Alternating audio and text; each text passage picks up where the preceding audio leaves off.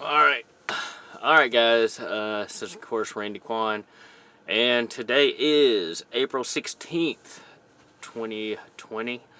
And it's hard to believe that we've got, 2.5 weeks left of school. May 5th. It's gone by very quick since we've been in this pandemic. And hopefully everybody is doing their work and are working on time. I don't know what this new normal is going to be for the fall and summer. I know the school wants summer school to happen. Who knows? I think we may actually be doing just strictly online for the summer. It's, as far as I can tell, that's probably what we're going to end up doing. I don't know how all the technical programs are going to work. We'll see. Classes such as welding, industrial maintenance, plumbing. Who knows? Who knows what the future is going to be for all that?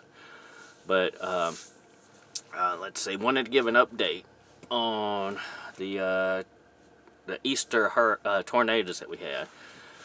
Apparently, I think they say we're looking at probably about 12 total tornadoes that have come through the state. One was Category 5, which was 200 miles per hour winds. It's unusual in that the length that it stayed on the ground was approximately 90 miles, and they're looking at up to 2 miles wide. Of course, this was a huge hurricane or tornado, and one of the biggest ones that have come through the state. I think it may be a record setter for the state, and I think 11 people had died from that. A lot of the other ones were Category 2, 1, and 0, which they're still tornadoes, but definitely ravaged the state. I think they said it went all the way up to the East Coast. Don't know the damage there. In Alabama took a big hit. Louisiana took a big hit. Don't know the statistics for that, but right on top of the pandemic that we're dealing with and the floods we had this winter here up in the Delta, and the massive amount of floods last year. It's economically, I'm just wondering how bad our state is at the moment. And of course, dealing with this pandemic with all the businesses shut down. I think they said we have up to 55 million people on applying for unemployment nationally. Who knows economically what's going to happen? A lot of the mom and pops have already gone under. I don't, even with the stimulus that the government has given out, I find it very difficult for anything to happen with that. The economic landscape is really going to change. Who knows? On that note, I was actually talking to a friend of mine who is in Albuquerque, New Mexico. She's actually basically camera operator, and she didn't really know about the pandemic because she was traveling with a group of people who were overlanding, which is traveling via vehicles. I think they were using forerunners. They were going down Baja, Mexico Baja Peninsula. So she was supposed to be, I think, when was this? February.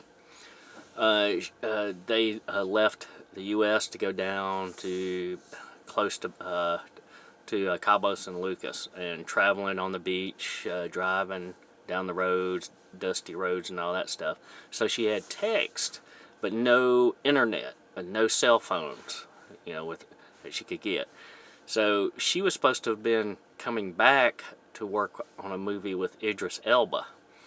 And of course, we all know he had COVID-19. She did not know anything about that until she got on a plane, flew to Houston, noticed that there weren't a lot of people at the airport, and started doing research to find out what happened. and she came back to no job. Fortunately for her, she had, like, which I think everybody should take to heart, she was actually working at an alternative career. She had actually volunteered for neonatal care at the local hospital, taking care of babies, newborns and all that stuff. And she fell in love with it and decided to pursue that as a second career, or as a supplemental career, which I think anybody in this business needs to think about. I was actually watching a YouTube video about people who were in Venezuela when the economy, well, it was political unrest happened there. And one of the guys said the biggest thing is to have an alternative career. Think of something technical, something technical.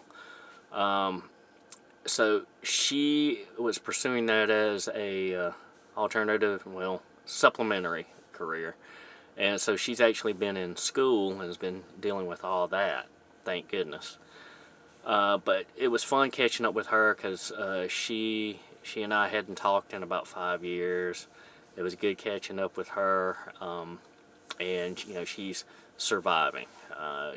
There in Albuquerque they have lockdown, so she's been kind of doing little hikes and stuff there because apparently there you can still kind of get out. Ended up talking to a friend of mine in San Francisco. Also, they've been in lockdown for about 5 months. I'm sorry, and he works for a nonprofit. Says he has a job right now, but the building that they're in, he's seen a lot of the companies there go under. So he doesn't know what's going to happen when the owner of the building runs out of money. Can't pay the loans back and all that stuff. He doesn't know, will their office still be there? Do they have a future? It's just that uncertainty. But right now he's working from home, and just like all of us, working from home is not as idyllic as it sounds, because his workload is increased, so he's working till 6-7 o'clock their time, and is constantly on the phone. He seems to be doing well, but he and I were hiking buddies all the time in LA. So he was telling me that it's sad that in Yosemite, because they don't have all these tourists coming in, that wildlife has actually come back to Yosemite, and people are seeing animals all over the place where they never saw them before. But of course, out there they've had a lot of rain, and they've had actually unusually warm weather. So he like me, he's upset that he can't go out and enjoy it. Enjoy nature and all that stuff.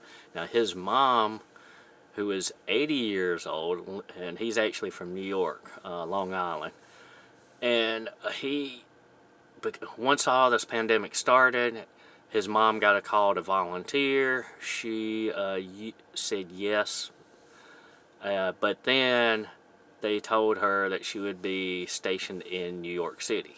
And of course, he was surprised that they had told her that, because she's 80 years old. So needless to say, she didn't turn it down, and he was glad for that. I talked to another friend who lives in Altadena, which is around Pasadena, and he was the one that actually taught me editing, assistant editing and editing.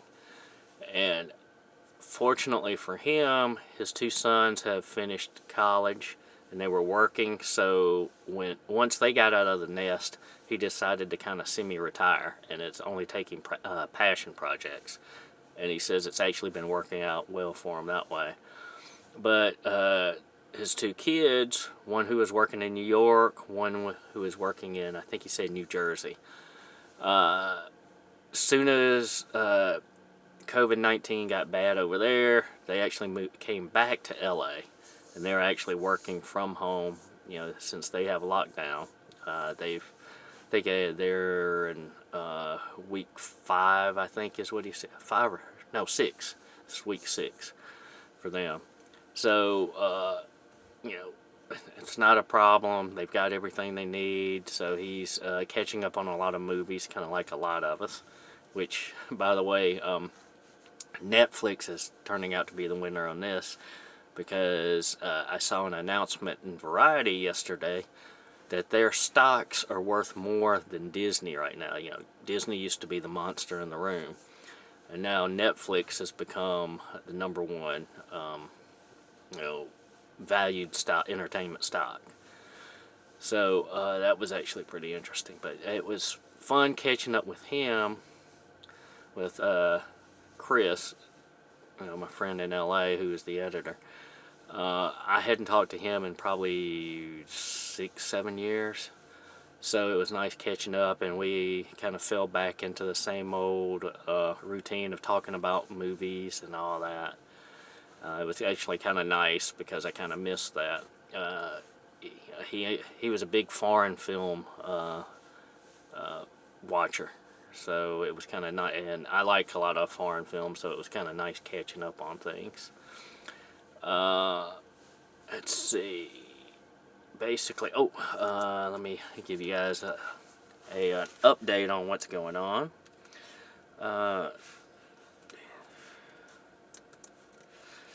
As far as the Easter tornado run that we had this last week, or this past Sunday, Easter Sunday, they had said that we had, let's see, what was it, 20, or I think it's 12 tornadoes. The biggest one was a Category 4, and it was 2 miles wide and about 90 miles long, which of course I think that's a new record for the state. We had, that was a Category 4, which 5 is the highest, and I think 11 people were killed from that. Of course, we also had the COVID-19. Okay, update on that is in the U.S. there's 644,188 confirmed cases, with 52,629 recovered and 28,579 deaths.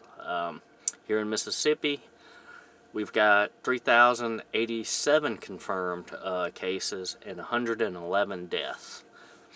Okay, so economically, who knows what's going to happen with us? You know, of course, we had the tornado. We've got this COVID-19, which all the businesses are shut down. We've got, you know, this December, we had flooding up in the Delta, which flooded farmlands, which injured, on top of that, last year's massive flooding we had in the Delta, which, you know, you got to wonder how many businesses, you know, farmers are still going to be around. You know, one of the things, just like Georgia was telling me about, you know, learning to be a neonatal, I think neonatal physical therapist, is I think everybody needs to take to heart that they need to develop a second alternative skill set, because especially in the film business, everything is, remember, everything's contract. So when the economy takes a downturn, you know, even though this one was huge, you know, you need to have an alternative career pathway, a way to make money. You know, that's like me. I've got photography, I've got this. I'm actually trying to slowly learn welding, and, you know, and basic maintenance repair and stuff like that. So if the bottom, anything happens, I have some valuable skill set that I could potentially use to make money. So I want you guys to think about that pretty seriously.